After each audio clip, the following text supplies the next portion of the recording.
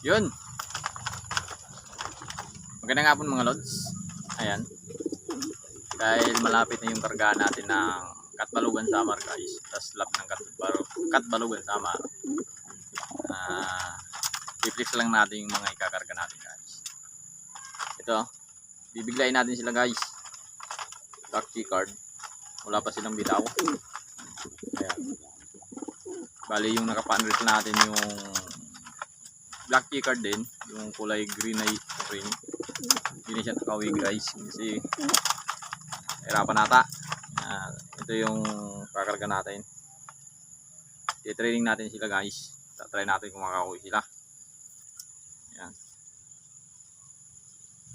Black key card din. May keep yung ano guys. Mata. Ayan.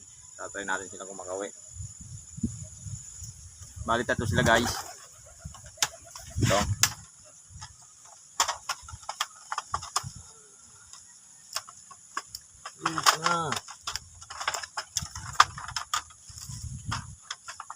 Ito yung isa.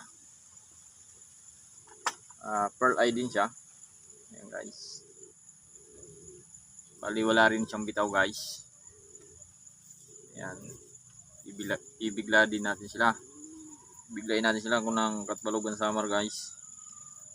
Tatry natin kung makauwi ba sila. Ayan.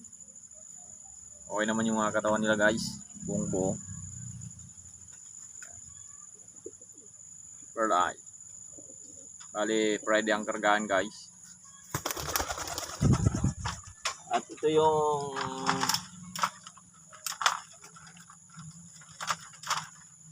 isa. Chikad guys. Ito yung klinak natin nung nakaraan, ng linggo. Bali wala rin siyang training.